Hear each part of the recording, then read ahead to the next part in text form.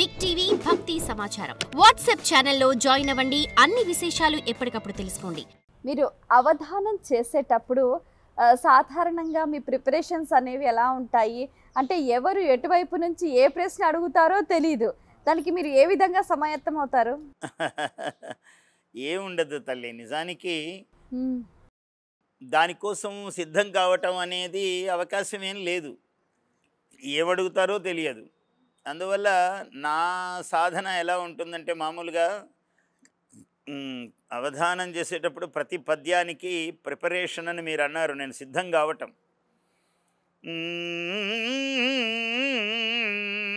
ఇది నేను సిద్ధం కావటం. ఇక్కడ నాకు అమ్మవారి ఆవాహన అవుతుంది.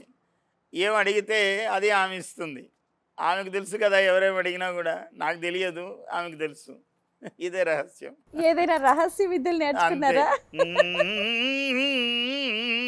మీరు ఎందుకు చేస్తున్నారండి అవధానము, ఏమిటి మీ ప్రత్యేకత అన్నారు.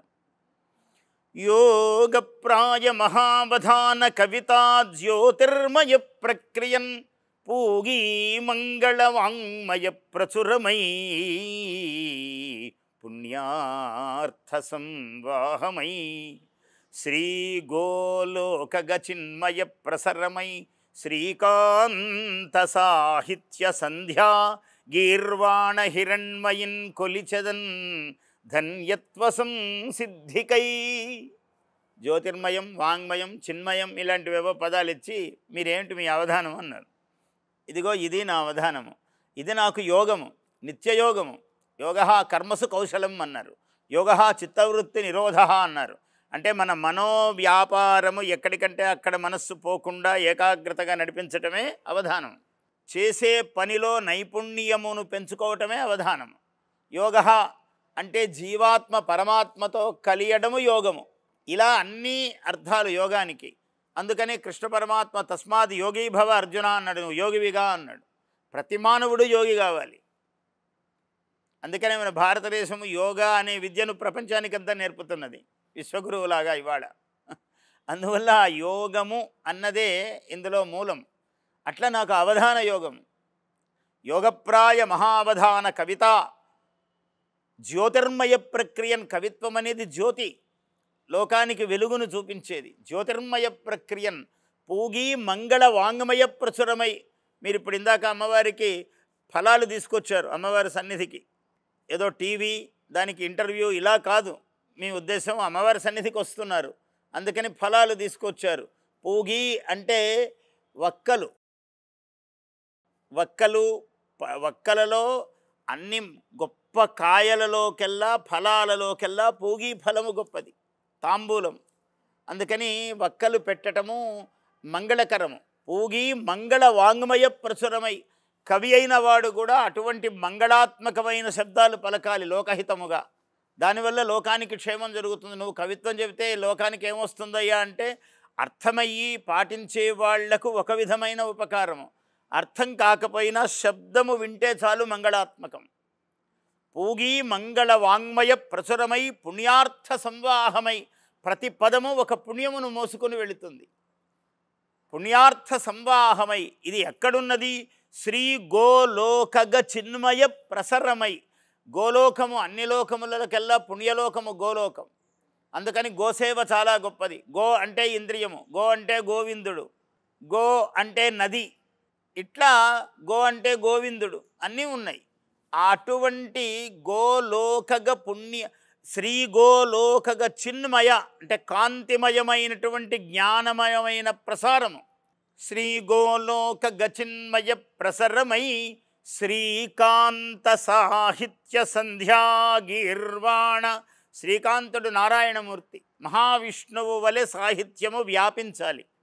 వ్యాప్తి లక్షణము ఆయనకు, విష్ణువుకు. శ్రీకాంతము ఐశ్వర్యము సుందరము అయినటువంటిది సాహిత్యం. రెండర్థాలు. ఇది ఆశువుగా చెప్పిన పద్యం. శ్రీకాంత సాహిత్య సంధ్యా. సాహిత్యము త్రిసంధ్యలలోనూ. సంధ్యావందనం ఎలా చేస్తామో సాహిత్యము అటువంటిదే, అందులో భాగమే. ప్రాతఃసంధ్య, మధ్యాహ్న సంధ్య, సాయం సంధ్య. శ్రీ గోలోక గచిన్మయ ప్రసరమై శ్రీకాంత సాహిత్య సంధ్యా గీర్వాణ హిరణ్మయిన్. గీర్వాణ లక్ష్మి, హిరణ్మయి లక్ష్మీదేవి, గీర్వాణ దేవతా లక్ష్మి, దేవవాగ్ లక్ష్మి ఆమె. గీర్వాణ హిరణ్మయిన్ కొలిచెదన్ ధన్యత్వ సంసిద్ధికై. చెప్పిన నాకు వినిన మీకు ధన్యత్వము కలగాలి. ఇది సాహిత్యం. ఇందుకోసమే తపన. ఇదే అవధానం. ఇది రవీంద్ర భారతిలో 95లో అవధానంలో అడిగితే చెప్పాను. 1995లో ద్విశతావధానం జరిగింది. ఇది చాలామందికి ప్రేరణ. ఈ ద్విశతావధానమే ఒక మహా అవధాన యుగమునకు శ్రీకారం అయింది. దాని తర్వాత అందరూ ద్విశతావధానాలు చేయాలని తపన పడ్డారు, అందరూ అవధానాలు చేయాలని తపన పడ్డారు. అలా జగత్తుకు స్ఫూర్తివంతమైనటువంటిది ఆ మహావధానం, ద్విశతావధానము. తర్వాత మహాసహస్రావధానము, అది లలిత కళా తోరణములో. అక్కడే ప్రధానమంత్రి పివి నరసింహారావు గారు వచ్చి పాల్గొన్నారు. అంతకుముందు మహాసభలో ద్విశతావధానంలో ఎన్టీ రామారావు గారు ముఖ్యమంత్రిగా వచ్చి పాల్గొన్నారు.